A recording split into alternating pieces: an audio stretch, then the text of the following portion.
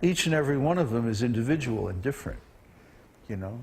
If we think about the meaning of that, what it says about God's intelligence, you know, just in one tree we can find a whole universe of meaning, you know, in one blade of grass, you know, in one drop of water. If you use a microscope, you can find a whole world in there.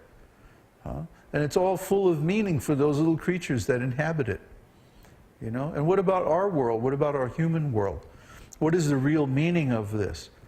When we start to learn this God-conscious philosophy, then we start to really appreciate the meaning and value of human life.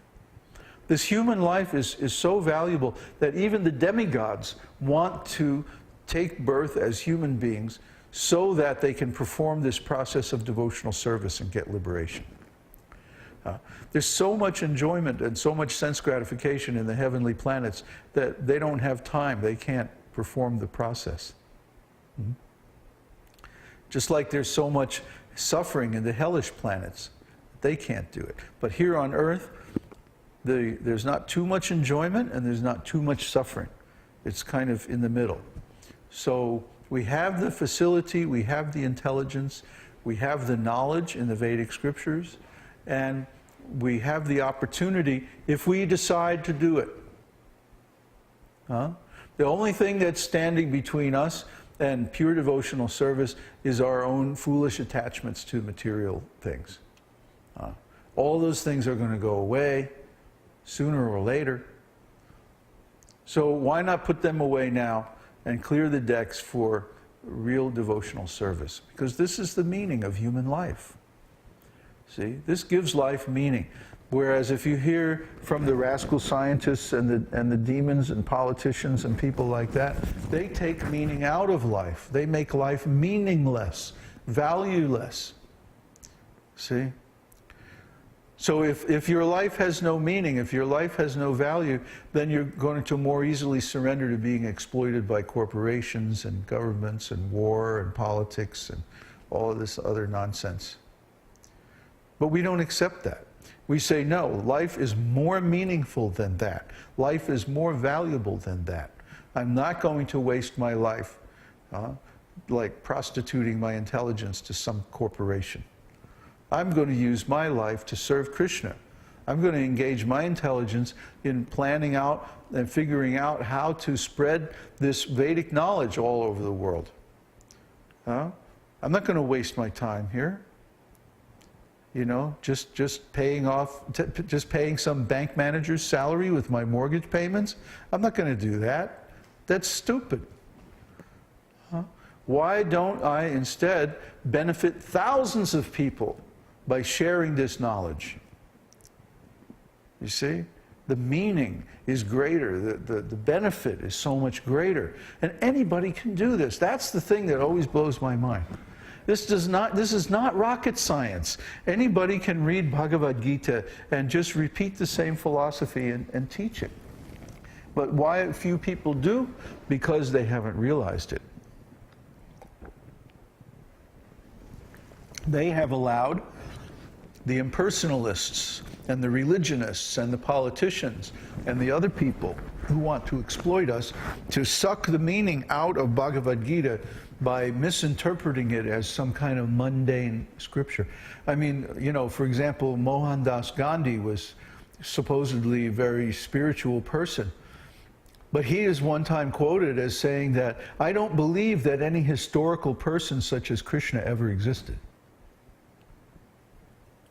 Well, if he really thought that, then why did he bother to write a commentary on the Bhagavad-gītā? Because if Kṛṣṇa didn't really exist, that means that Bhagavad-gītā is just fiction. It's just mythology. It's a lie. So he's writing a commentary on a lie? Why? Because he's not really a holy man. He's a politician. See? And he's just using Bhagavad-gītā because he's trying to put his own thoughts in the vehicle of Krishna's good name and good instructions. So this is hypocrisy. See? We're very much against hypocrisy. We're very much against people who say one thing and do something else. or who say something today and then they change it to all around tomorrow. We're not like that. We try to be like Kṛṣṇa, steady and dependable, consistent, committed, dedicated, truthful. These are our values. So people who share those values are also going to be attracted to this science of Kṛṣṇa consciousness. And when those people get together and they start to cooperate together and pool their resources, then a tremendous amount of good can be done in this world. By making life more meaningful. This Vedic civilization has so much meaning, so much deep meaning. I keep saying, for example, you can just take 2 or 3 words out of Gita or any scripture, any Vedic scripture, and you start going into the meaning of those words, and you can just go deeper and deeper and deeper and then find all truth reflected in those few words. Those are Kṛṣṇa's words. And those words have that characteristic that the whole reality, the whole meaning of life and everything is reflected in them. You find the universe in a blade of grass. If you know how to see, if you know how to find meaning. And this is the job of the artist, this is the job of the visionary. See, this is the job of the poet, the writer, the teacher, is to bring all these things out, to share this increased meaning, this enhanced meaning of life. See, and to teach the students how to find that meaning also. Not that you should just listen to me and parrot, you know, what I'm saying. No, but you should engage your own intelligence to come to the same insights independently. That's what we want. We want to teach people not just a rote catechism of some kind of knowledge, but we want to train people to use their own intelligence to find that same knowledge by contemplation, by meditation, by observation. Especially self-observation and observation of consciousness and the soul. This is our real purpose. That's why we're doing all this. That's why we keep, you know, pounding everybody over the head with the dictionary. Learn what words mean. These words are meaningful. They're not meaningless. We want to add meaning to our existence. Not only any old meaning, but the real meaning, the original meaning, the transcendental meaning of existence. And then all our lives become so much more valuable, so much more enjoyable, so much more profound. See?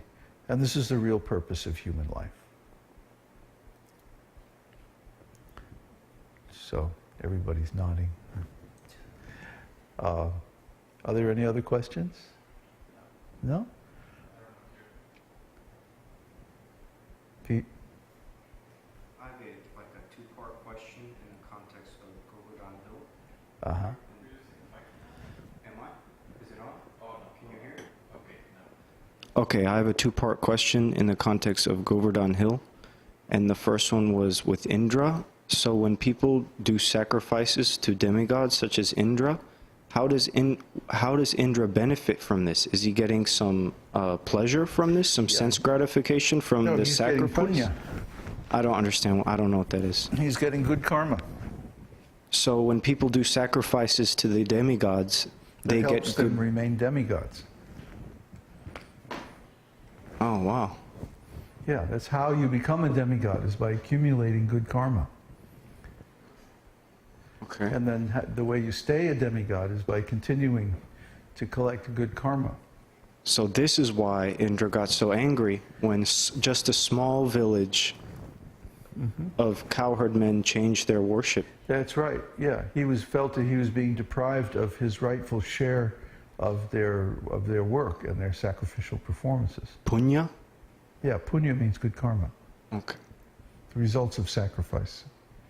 So this kind of freaked him out when the worship got changed, because he was used to getting that every year. Punya every year. Yeah. So he was expecting Just like, you know, if you don't pay your taxes one year, you know, the government might audit you or something like that. Okay. And that was it. That was it. Okay. That's it? No more questions? Pass me the drum.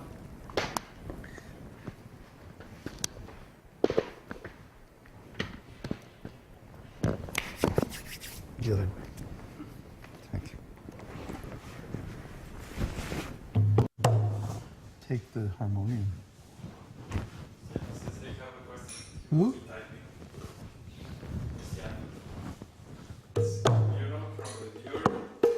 watching, sometimes you don't have time to write the questions because it's like, okay, you got questions, and just the time it takes some time. Okay, what's his question? No, it's like, Bueno? Bueno?